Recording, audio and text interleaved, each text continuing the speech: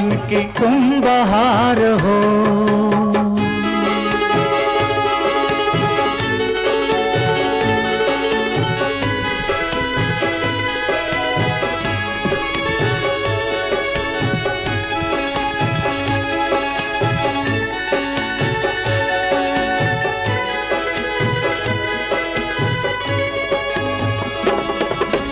महकोगे फूल बन के इस जहान में, महकोगे फूल बन के इस जहान में।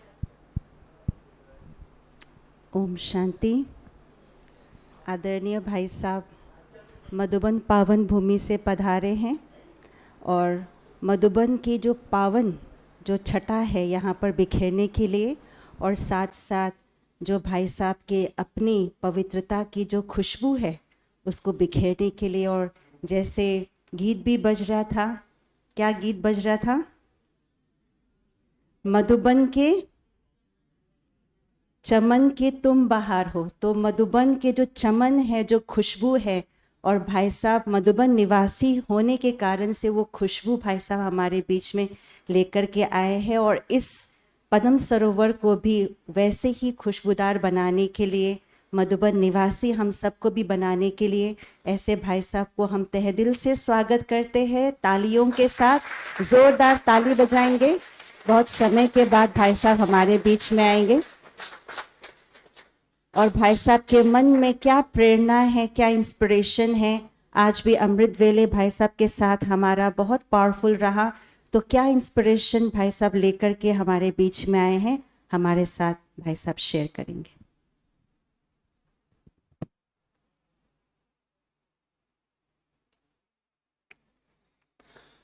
वो शरोना बहन का तो पूरा कर लेते। कहाँ गई वो? अच्छा,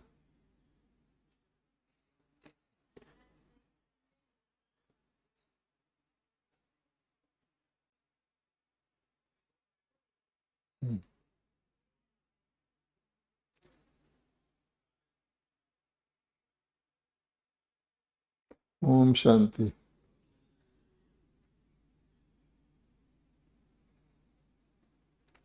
आज की मुरली से आपने क्या अनुभव किया? आप यहाँ बैठे हैं या उड़ रहे हैं, क्या अनुभव किया? हाँ, इतना अनुभव किया जो बोल ही नहीं सकते, ऐसा है क्या?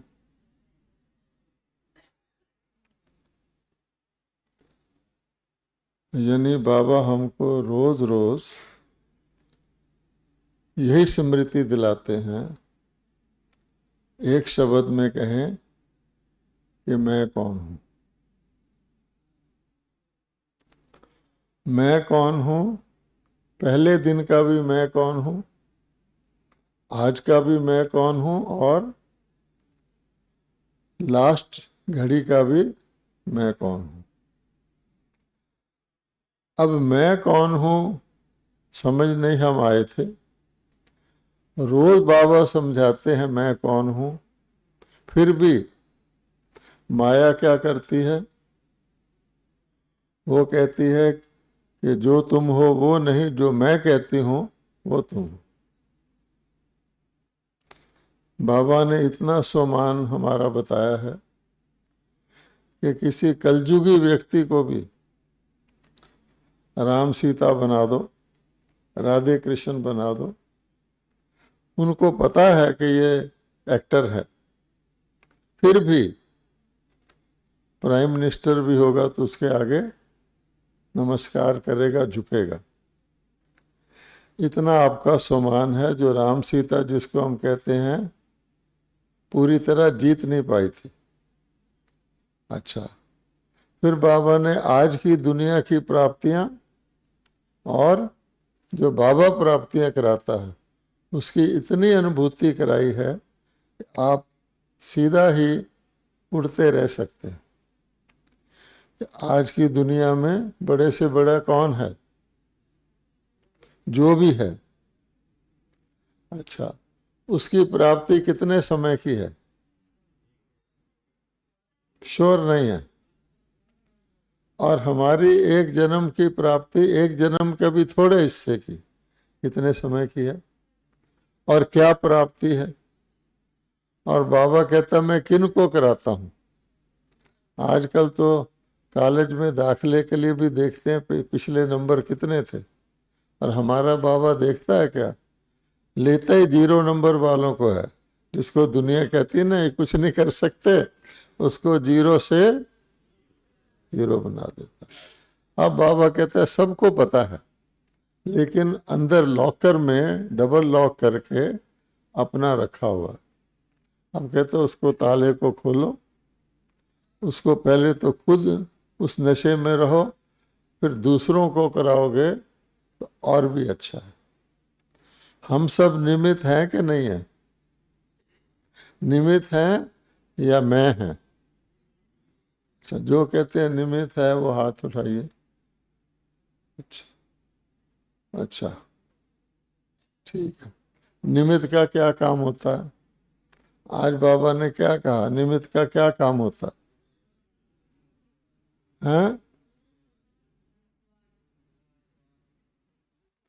निमित्त का काम होता है दूसरे को देना। जैसे जड़ निमित्त होती है पेड़ की, तो अपने पास कुछ रखती है, दूसरों को देती रहती है और सदा हरी रहेगी। तो निमित्त जो है, अगर हम दूसरे को देते नहीं तो हम निमित्त नहीं, स्वार्थी हो गए ना, कि भगवान जो दे रहा है वो मैं ले लूं। तो इसका मतलब क्या हुआ?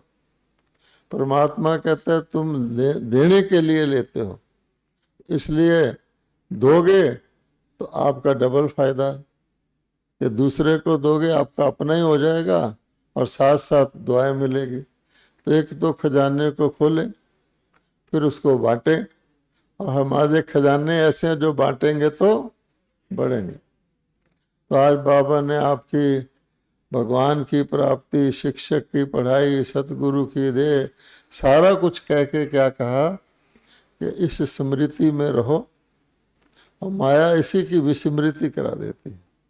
मैं फलाना हूँ, मैं ये हूँ। बाबा कहते तुमको मैंने क्या बनाया, बेफिक्र बादशाह। आज आप कोई भी दुनिया का पद ले लो, पहले तो क्या होगा, उसका बंधन पड़ जाएगा। हम सब अपने लौकिक छोड़कर क्यों आए थे? जो छोड़ सकता है, जो तो बेचारे के हिसाब किताब हैं, उसको भी बाबा इतनी शक्ति देता है कि किसी भी, ब्रह्मा बाबा का खुद कितना परिवार था, खुद कितनी बरादरी थी, बहुत बड़ी बरादरी थी। तो बाबा ने शिव बाबा के श्रीमत के आधार पर सब कुछ उसी तरह से व्यवहार किया जैसा शिव बाबा कहता है। सारी बरादरी छूट गई, और कौन सी बरादरी मिल गई हैं? अब ये शरोना बहन आई हुई है। अब हम कितनी खुश है कि हम अपने बरादरी वालों से मिल रहे हैं। जब हम इसके वहाँ जाते हैं हम कितने खुश होते हैं। हम अपनी, हमारी बरादरी तो ऐसी है जिसके बाहर कोई बरादरी है ही नहीं, औरों की तो लिमिटेड होगी ना। फिर भी हम इसके पास गए थे पहले, यहाँ बोस्टन में गए थे। अच्छा, इसने हमको पता नहीं अपने कमरे में या बाबा के कमरे में सुलाया था, हैं जी। तो कितनी खुशी होती है देखो वहाँ पर। अच्छा, फिर बहन जी भी इसके देश में गई थी, इसराइल में। मैं तो नहीं गया। कहाँ इसराइल? तो सारी दुनिया में हमारी बरादरी है, और बरादरी वाला आता है तो और रौनक लग जाती है। इसलिए बाबा कहता है अपनी फैमिली को देखो। हमारी फैमिली कौन सी है? गिना जाता है ना ऊंची फैमिली, तो हमारी फैमिली कौन सी है? कौन सी फैमिली है? हैं? अब आप क्षत्रिय हैं, उसके आगे तो मैं नहीं बोलता, लेकिन क्या कौन सी फैमिली है? अच्छा, आपको जन्म किसने दिया? दुनिया वाले ब्राह्मण नहीं। ऐसे तो हमारा आनंद भी लौकिक ब्राह्मण है, वो नहीं। लेकिन पिता कौन है हमारा? हैं? और माता कौन है? तो जिसको भगवान ने जन्म दिया हो, इससे ऊंची तो फैमिली नहीं हो सकती। तो वो फैमिली दुनिया में किसी की नहीं है। हमारे एक भाई होता था, जहाँ मेरा सेंटर था, वो गाता था, ब्रह्मा मेरी माँ का नाम, बाप का नाम शिव बाबा, अब तुम खुद ही फैसला कर लो मैं किस कुनबे वाला, वो गाया करता था। तो आप सोचिए कि ऊंचे से ऊंची, वो ऑर्डिनरी नहीं, भगवान की संतान डायरेक्ट। अब जो भगवान की संतान होगा उससे बड़ा भाग्यशाली तो दुनिया में हो सकता है। तो चलते फिरते कोई किसी की संतान होगा, कोई किसी की, परमात्मा की संतान नहीं हो सकती, और वो भी डायरेक्ट, बीज और जड़। इसका मतलब क्या हो कि सब पूरे वृक्ष के हम पूर्वज हैं, ये नशा रहे। फिर इस संसार की लौकिकता, वो भी कलयुगी लौकिकता। बाबा कहता है पढ़ाई पढ़ा के छोड़ देते हैं, अब आगे तुम जानो, तुम्हारा काम करो। कई पढ़े लिखे आप जानते रिक्शा चला रहे हैं, कोई होटल चला रहा है। यहाँ बाबा कहता है पक्की गारंटी है, जो मेरा बच्चा पढ़ाई में दाखिल हो जाएगा उसकी नौकरी, जिसको प्लेसमेंट कहते हैं इंग्लिश में, उसका पद इंश्योर्ड है। ऐसे नहीं कि आप, यानी जितना पढ़ लेगा उसके अनुसार त्रेता के अंत तक भी हर एक का पद इंश्योर्ड है। पढ़ लो जितना पढ़ लो। ऐसा भी दुनिया में मास्टर नहीं देखा। और कैसा ज्ञान देता है लोगों को, आगे पीछे का ही पता नहीं, आपको हर घड़ी का पता है। आज जो लोग दुनिया वाले हंसते हुए नज़र आते हैं, कई बार बीके लोग सोचते हैं ये हंस रहे हैं, हम चिंतित हैं।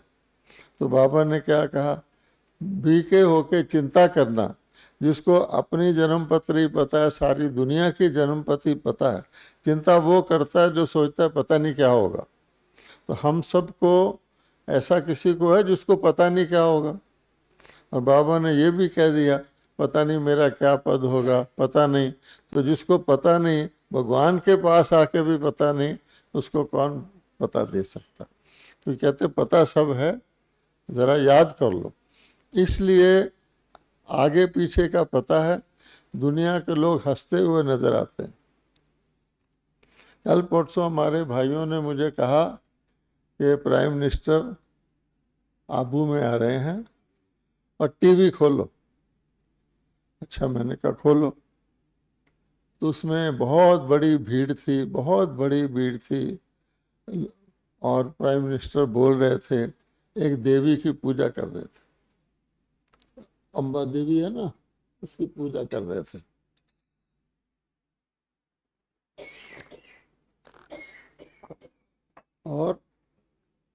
और उसके साथ गुजरात के चीफ मिनिस्टर थे, गुजरात के गवर्नर थे, तीनों पूजा कर रहे थे।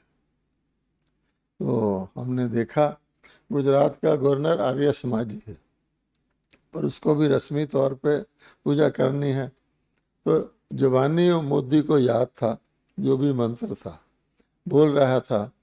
तो 3 देवियों की पूजा उसने की, फिर दूसरे को दे दी, फिर उसने की। बहुत अच्छा भक्ति भाव से आप भगत बन जाए तो बहुत ही अच्छा लग रहा था। और देवी की मूर्ति थी सामने, बार बार दिखाते थे। उसके बाद हजारों लोग थे। अच्छा, अब बाबा कहता सोचो, वो तो मूर्ति की पूजा कर रहे हैं, है ना। अभी भी फिर माउंट आबू आके भी एक देवी की मूर्ति के लिए रेलवे लाइन बनवा रहे हैं। अच्छा, बाबा कहता है अगर आप ज्ञान के हिसाब से देखो, हम लोगों को बाबा ने मुरली में कहा है कि तुम देवी देवताओं के मंदिर में जाओगे तुम झुकोगे। अभी कहा है ना मुरली में, टीचर्स को तो याद होगा, स्टूडेंट्स को। बाबा ने कहा तुम तो सोचोगे हम ही थे, ये झुकने की तो बात नहीं, वैसे ही बने। अब आप सोचिए कि वो मूर्ति की पूजा कर रहे हैं और मंत्र पढ़ रहे हैं।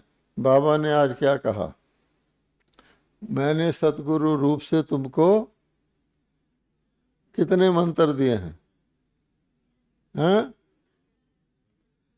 एक ही महामंत्र दे दिया, छुट्टी। मंत्रों का मंत्र महामंत्र, वो क्या है? हाँ, तो पवित्र बनो और योगी बनो। ना उन्होंने पवित्र बनना, ना योगी बनना। योग हठ योग सीख रहे हैं, पवित्रता का उनको पता ही नहीं है। तो फिर मंत्र बाकी काहे के हुए। फिर कहते हैं 9 दिन वो भाई खाना पीना नहीं खाते। अच्छी बात है, दुनिया के हिसाब से तो कोई भी व्यक्ति फास्टिंग करेगा, एक्टिव रहेगा। लेकिन हम कौन सा फास्ट करते हैं? हैं? हमारा तो 9 दिन का उपवास है क्या आपका? कितने दिन का है? और उपवास का मतलब क्या होता है? उप मैंने समीप, वास मैंने रहना, तो वो तो करते ही नहीं। तो जो कुछ है हमारी ही यादगार की रस्में बना करके वो कर रहे हैं, प्राप्ति कुछ नहीं।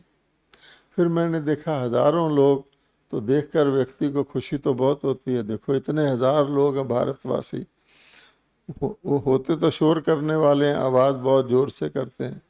फिर हम यहाँ आके देखते हैं इस हॉल में कितने लोग बैठे हैं, थोड़े से। लेकिन होली हंस है। अब वो क्या है? हंस का अपोजिट क्या होता है? सफ़ेद वस्त्रधारी होते हैं वो भी। अच्छा, फिर बाबा कहता है कि उनका भविष्य क्या है? हमको तो तरस आता है। बाबा उनका भविष्य क्या है? क्या है? अभी भी गए, अभी भी गए। वो क्या लेके साथ जाएंगे और हम क्या लेके साथ जाएंगे, है ना?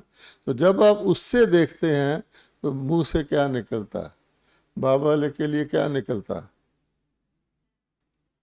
फिर चुप है, निकलता ही नहीं है। क्या निकलता है? मैं मोदी की तरह नारा लगवाऊं क्या? हाँ हाँ, क्या निकलता है पीछे?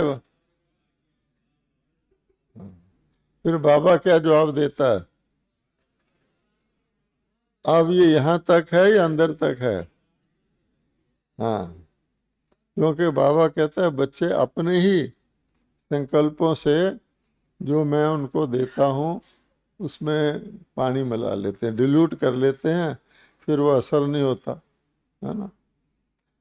तो फिर क्या सोचते हैं मैं तो कहाँ बाबा के दिल तख्त पे कहाँ बैठूंगा, बाबा का दिल तक तो बहुत साफ है, मेरे तो कपड़े मैले हैं, है ना? बाबा ने आपकी ड्रेस बताई हुई है ना 2 प्रकार की। कौन सी 2 प्रकार की ड्रेस बताई हुई है? इधर से आवाज आती है ना, इधर से आती है ना पीछे से आती है। कौन सी ड्रेस बताई हुई है? 2 तरह की कौन सी है? चमकीली चमकीली की आवाज आ रही। दूसरी कौन सी है? दूसरी कौन सी है? हाँ,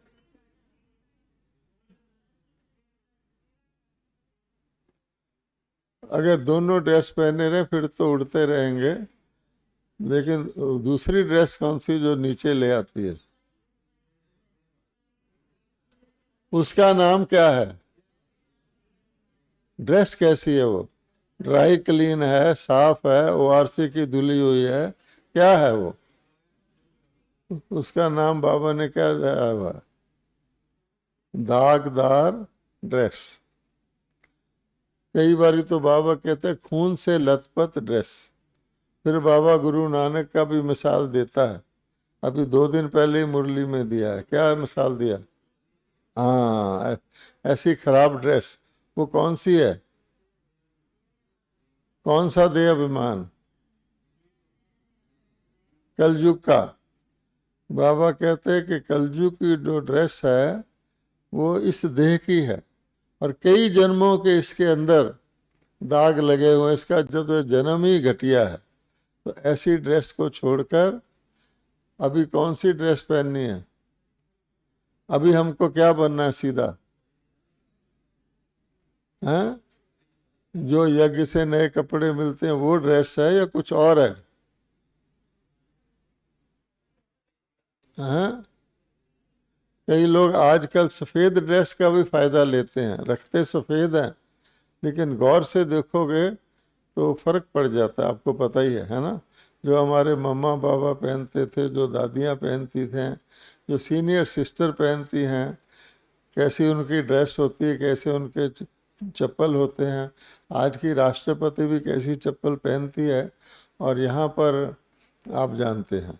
तो बाबा कहते इस किसी मुर्दे को आप बढ़िया बढ़िया ड्रेस पहनाओ, है ना। आजकल दुनिया मुर्दाबाद है, जिंदे को रोटी नहीं देंगे, मरते को शाले चढ़ाएंगे जाके, बढ़िया से बढ़िया भावना की। तो इसलिए इसको हमेशा छोड़ने, बाबा कहता काम तो इससे लेना है, लेकिन अंदर से इससे क्या करना है, क्या करना है, क्या शब्द यूज किया जाए, इस ड्रेस से क्या करना है।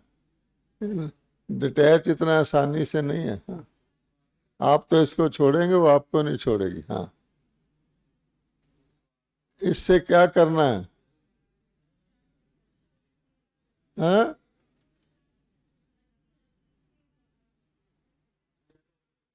जो औरों से करते हैं वो इससे करना है। क्या करना, इस ड्रेस से क्या करना है। हाँ, घृणा करनी है, नफरत करनी है, अंदर से इससे काम लेना है, लेकिन ऊपर से समझना है कि ये इसी ने हमें तंग कर रखा है, इसको हमने छोड़ना है। तब आप चमकीली ड्रेस पहनेंगे, है ना। किसी को वैसे भी बाबा कहते हैं ना बनवा में रखते हैं ससुराल जाने से पहले, तो ये संगम युग हमारा क्या है, ये बनवा है। इसमें खास तौर पे ध्यान रखना है। वैसे एक पंथ भी होता है, उसको उदासी पंथ कहते हैं, वो बहुत मैली ड्रेस पहनते हैं, बदलते ही नहीं है, ऐसे होते हैं, वो भाव नहीं है, लेकिन है ही ये खराब, और इससे घृणा करनी। इसको 8 घंटे छोड़ दो आत्मा, तो फिर क्या होगा पता लग जाएगा आपको, है ना। तो दूर से बुलाएगी कि देखो मेरे को छुट्टी करवाओ।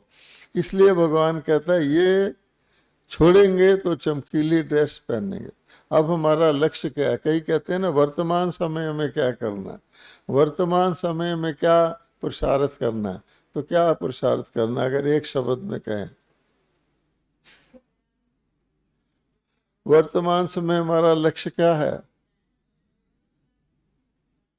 ऐसे डिटैच नहीं, अटैच बताओ, अटैच किससे होना है। एक तो आगे वाले बोलते हैं, अच्छा अच्छा,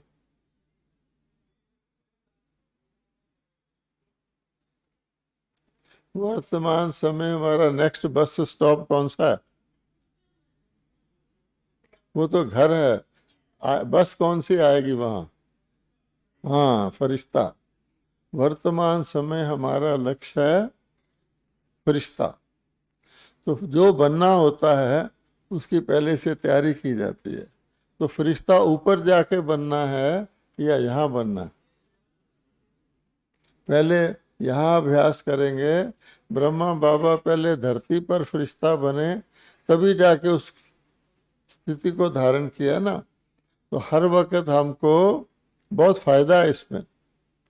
फरिश्ता बन के चलेंगे तो क्या होगा, यहाँ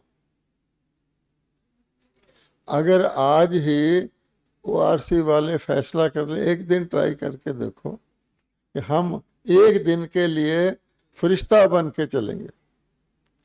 हम कोई भट्टी नहीं करा रहे कि मौन में रहना, यहाँ साइलेंस लिख लेना, वो नहीं। हम एक दिन फरिश्ता बन के चलेंगे। तो क्या करेंगे आप, यहाँ किसी को आके कहें भाई आपके आके बताओ फरिश्ते के क्या लक्षण होते हैं, तो पता लग जाएगा। कौन बताएगा कि मुझे फरिश्ता बन के चलना है, और निमित्त बन के सबको बताना है कि फरिश्ता बन के कैसे चलना है, तो कौन बताएगा। बहुत आसान है। हाँ अच्छा, नहीं ये एक बात है, फरिश्ता तो हंसता भी नहीं है। अच्छा, कौन बताएगा। सबसे बढ़िया तो गीता बहन जी बता सकती हैं, पर उनको हम कष्ट नहीं देते। और कोई फरिश्ता, अगर आज हमको एक दिन के लिए फरिश्ता बनना ही है ना, तो एक दिन रिहर्सल करके दिखाएंगे ना फरिश्ते की क्या निशानियां होती हैं। गीता बहन जी बताएंगी, इनको माइक दो। नहीं, माइक दो, सबको बताएं। ये बहुत इम्पोर्टेंट है, क्योंकि हमारा लक्ष्य है वो चाहे हम बोलें, बहन जी बताएंगे।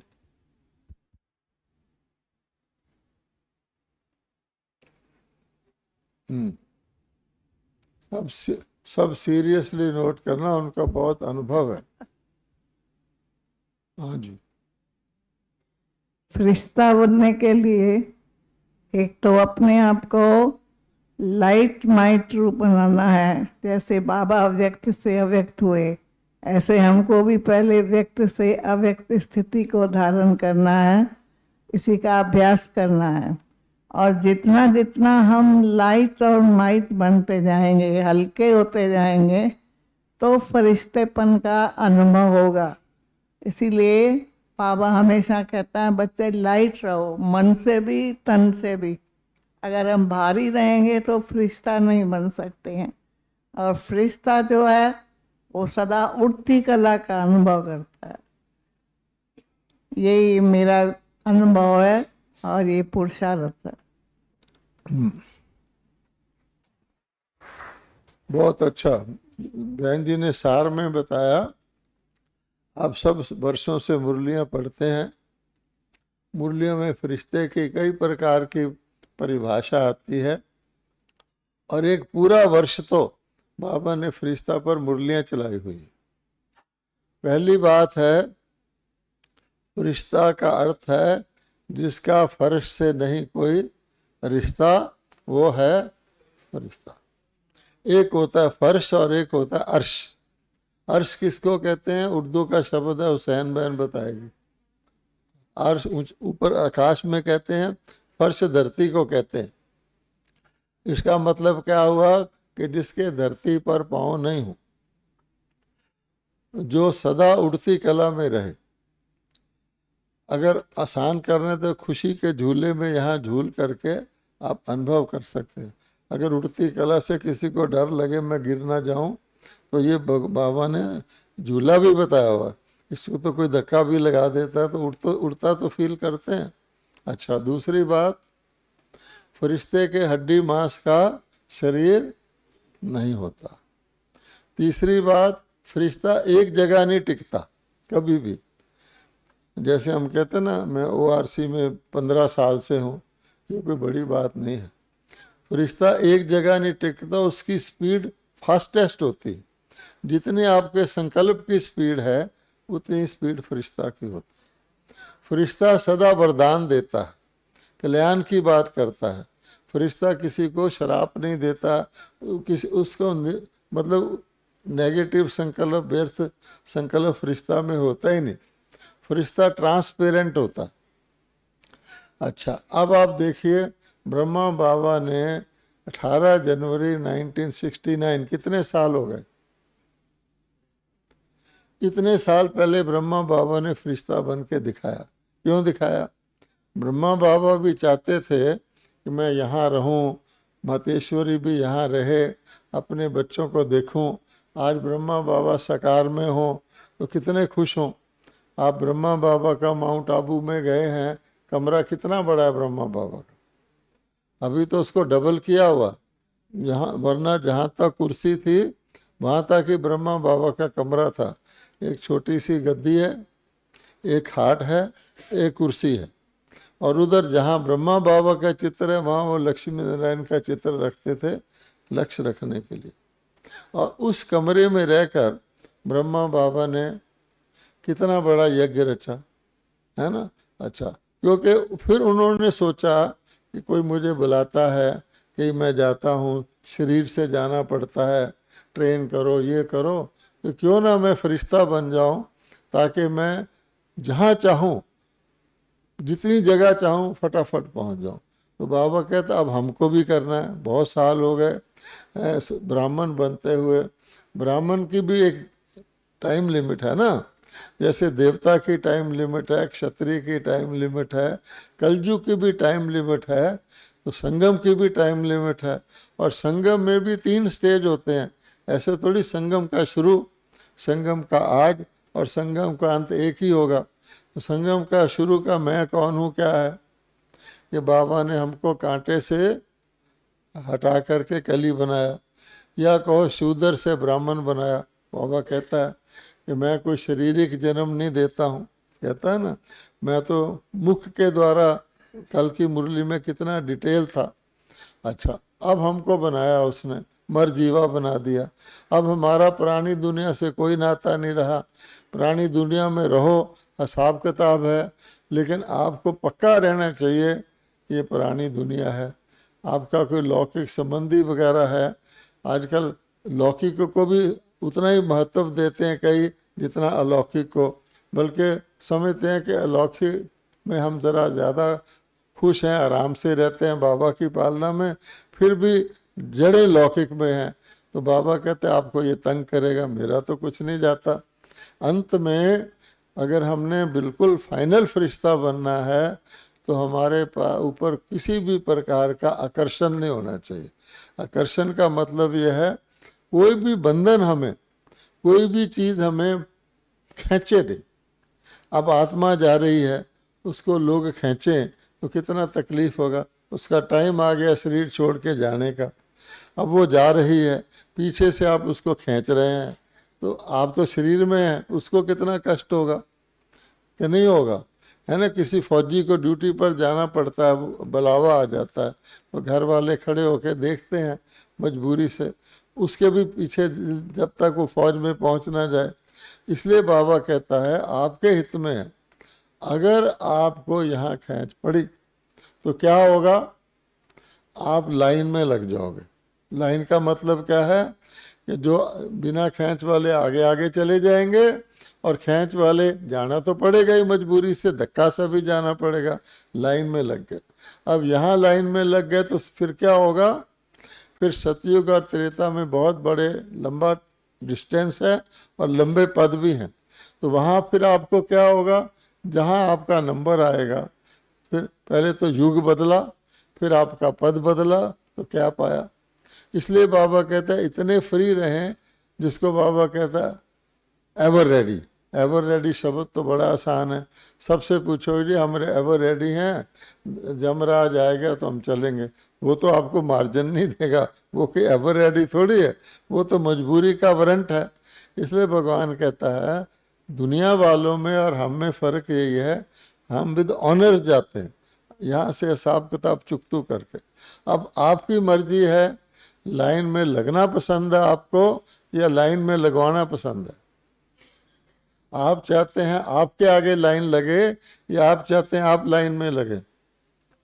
जो कहते हैं हमारे आगे लाइन में लगे, हम लाइन में ना लगे, माताएं भी गौर से सुन लो, पीछे वाले भी, वो हाथ उठाइए, हमारे आगे लाइन लगे, हमें लाइन में लगना पसंद नहीं है। बाबा यही चाहता है ना, ठीक है। उसके लिए क्या करना, फिर आकर्षण से मुक्त होना है। इसको बाबा कहता है कर्मातीत। अगर आपकी कोई विशेषता भी है जिसको लोग ताली बजाते हैं, उसको भी निमित्त समझ के यूज करेंगे, तब आप उससे मुक्त हो सकेंगे। जितना हमको कमजोरी बांध सकती है उतना हमारी विशेषता भी हमको बांध सकती है। इसको कहा जाता है निमित्त। निमित्त का मतलब होता है बाबा ने कहा शरीर छोड़, तो आप शरीर छोड़ने को तैयार हो। बाबा कहता है कुर्सी छोड़, आप कुर्सी छोड़ने को तैयार हो। बाबा कहता है अपना डिपार्टमेंट छोड़, आप डिपार्टमेंट छोड़ने को तैयार हो। कुछ भी हो, इसको कहते हैं कर्मातीत। और कर्मातीत के लिए फरिश्ता एक बहुत आसान चीज़ है कि फरिश्ता बन के चलो, रहो इसी शरीर में।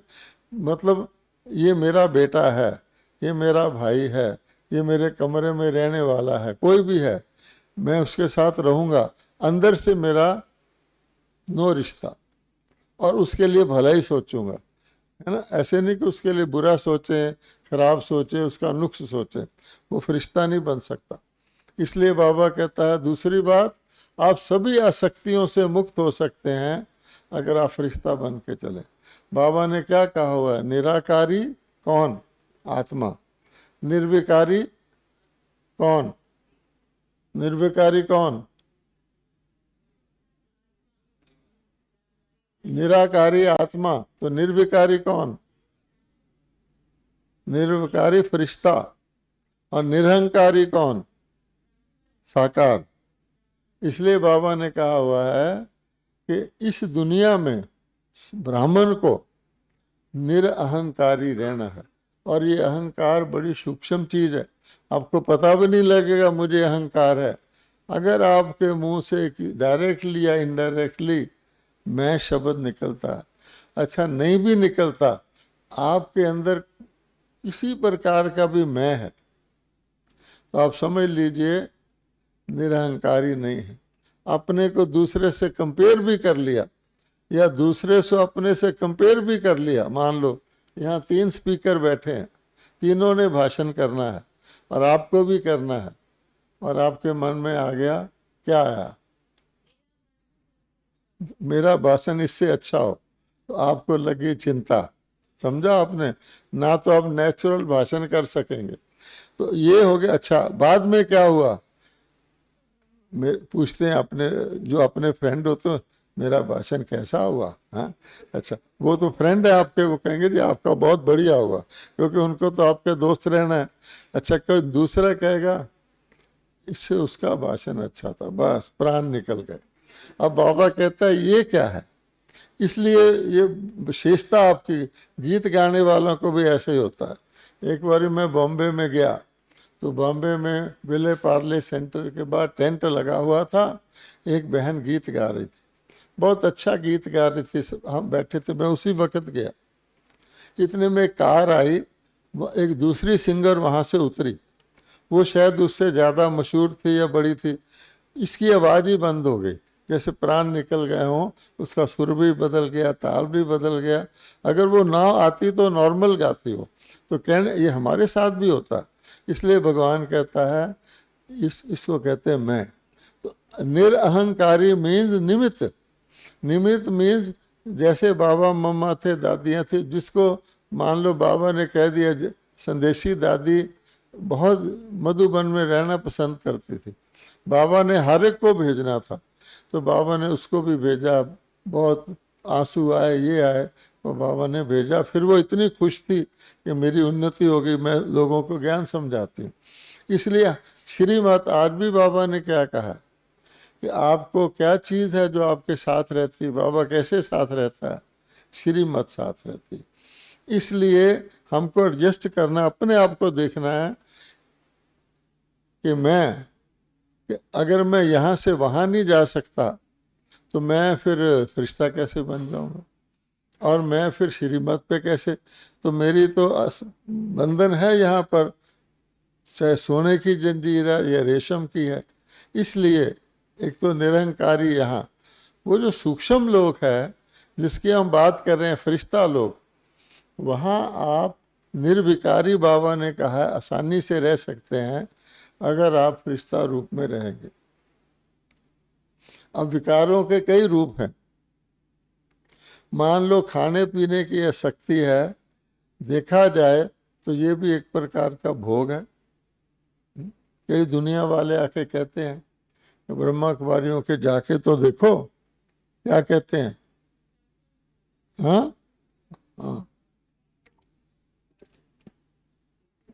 हम तो घरों में बेचारे गृहस्थी लोग हैं, या बड़े से बड़ा भी होगा, यहाँ तो यहाँ बैठ जाओ तो गुड़गांव के 20 सेंटर 20 चीज़ें ले आएंगे। वाह!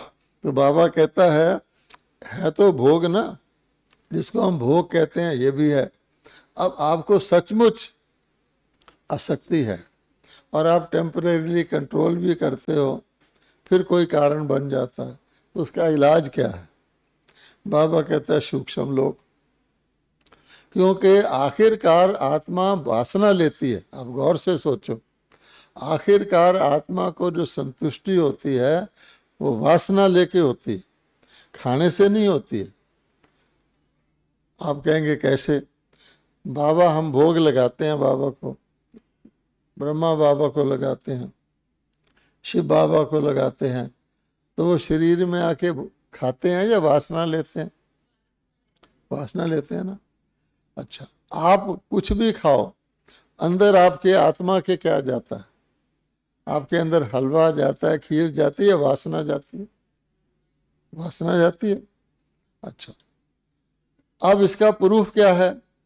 मान लो एक फल बेचने वाला है, उसका काम क्या है, हर प्रकार के फल उसकी दुकान में आते हैं। जैसे विजय बहन के पास हर प्रकार के फल आते हैं, मैं एग्जांपल दे रहा हूँ। अच्छा, जितने ज़्यादा आते हैं उतना फायदा देखो, वो बेचता है। किसी फल वाले को फल खाने की इच्छा नहीं होती, क्यों? उसका वासना से पेट भर जाता।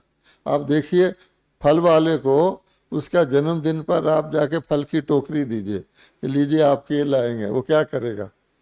वो कहेगा भाई कुछ मिठाई बिठाई ले आते, मेरा तो इससे पेट भरा हो। कहता है कि नहीं कहता?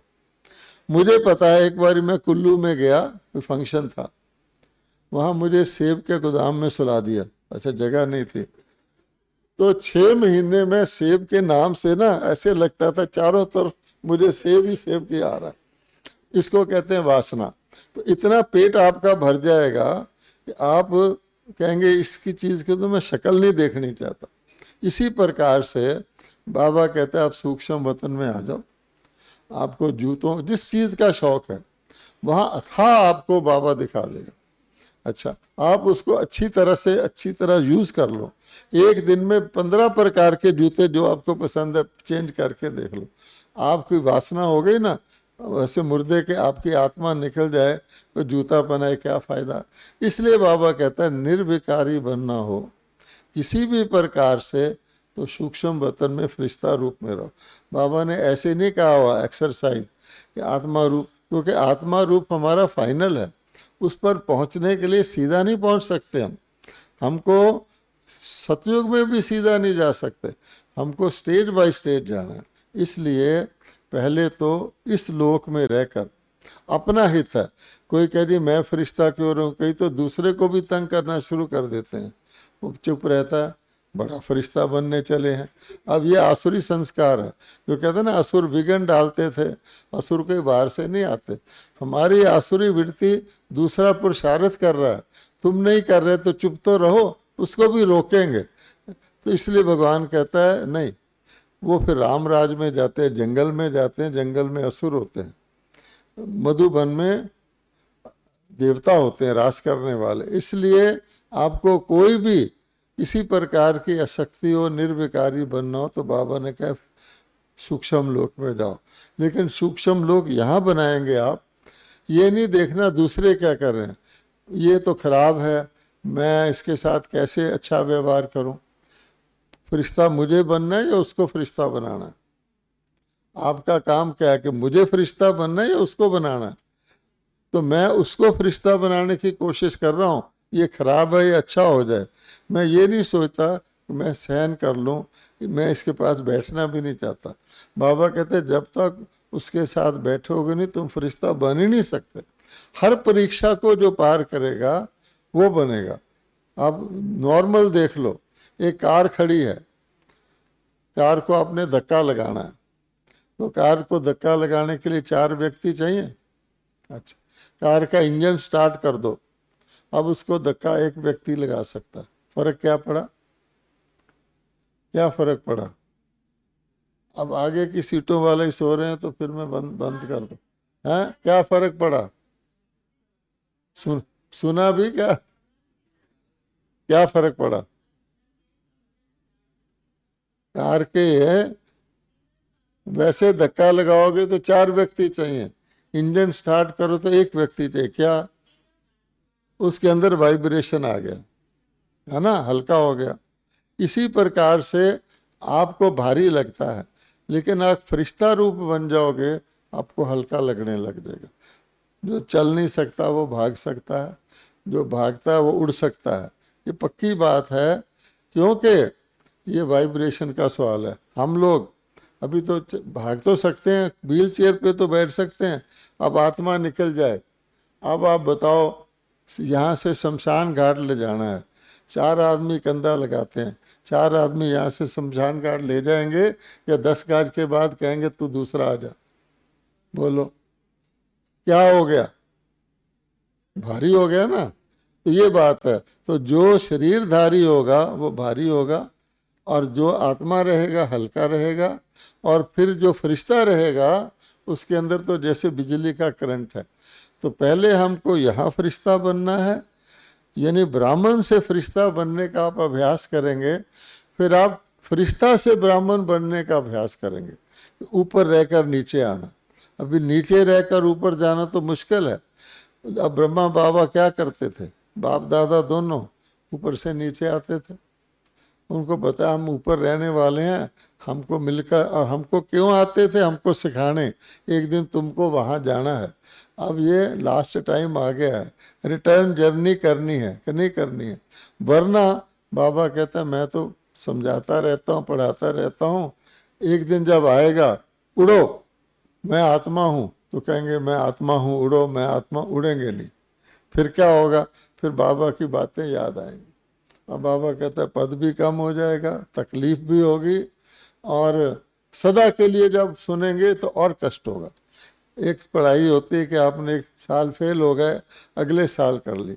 ये ऐसी पढ़ाई है जो बाबा कहता है कि संगम पारी होती है, संगम पारी मिलती है। और जो एक बारी आपने अपना पद बना लिया, अब आपको सोचना है संग दोष में आकर। संग दोष को हम ऐसे समझते हैं शायद कोई बाहर वाले का संग, नहीं, यहाँ ही आपको देखना है कि मेरा ऐसा संग है जो मुझे नीचे ले जा रहा है, या ऐसा संग है जो मुझे ऊपर ले जा रहा है। आमतौर पे आप देखेंगे किसी भी अच्छी चीज़ को खराब चीज़ का संग दोगे तो क्या नतीजा निकलेगा।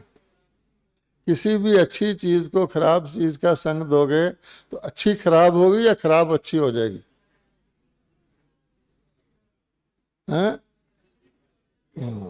इसलिए बाबा कहते हैं, कई सोचते हैं कि मैं अच्छे के संग में हूँ, लेकिन थोड़ी देर ज्ञान की बात करेंगे, उसके बाद आप जानते हैं क्या होता है। फिर अज्ञान की बातें इधर उधर की शुरू कर देते हैं। हम रोकें भी, भाई मत बोलो, नहीं हम तो आपको सिर्फ समाचार सुना रहे थे। बाबा कहता है तुम्हारी बुद्धि में तो एक्स्ट्रा डाल रहे हो ना, एक किसी की बुद्धि में आप फालतू डालना। बाबा कहता है अपनी बुद्धि से भी निकालो। इसलिए बाबा ने कहा है कोई भी शरीरधारी परफेक्ट नहीं है। आप उसका एक संग करोगे, एक गलती देख लोगे ना, तो आपको क्या आएगा, इतने बड़े में भी ये गलती है, तो अंदर आएगा मेरे में भी हो सकती है, मेरे अलाउड है गलती करना। इसलिए बाबा कहता है बाबा को देखो, मम्मा को देखो, परफेक्ट को देखो। परफेक्ट को देखेंगे कि कुछ ना कुछ तो परफेक्ट बनेंगे। किसी डिफेक्ट वाले को देखेंगे तो उसकी बाद में खूबी नहीं नज़र आएगी, क्योंकि आदत खराब चीज़ देखने की है, उसकी खराबी नज़र आएगी। ये बड़ी बहन भी तो अमृत वेले नहीं आती, मैं नहीं आया तो क्या हुआ, उसके तो कुछ नंबर और कामों से बन भी जाएंगे, मेरे तो दोनों तरफ से गए।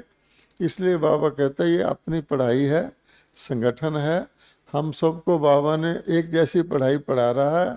अब किसी की मर्जी है उसको सीरियसली स्नेह में रहते हुए, ऐसे नहीं भट्टी में 4 दिन बैठ गए।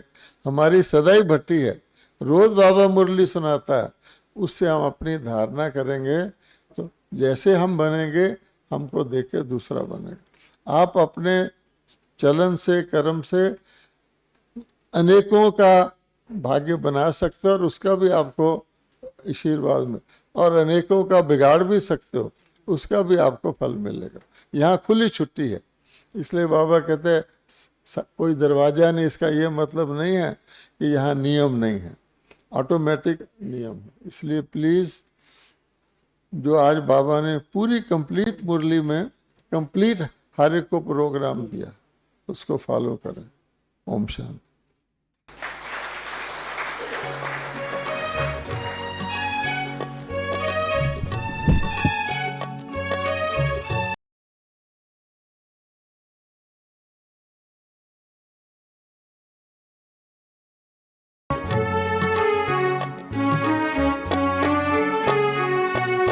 मैं हूँ फरिश्ता,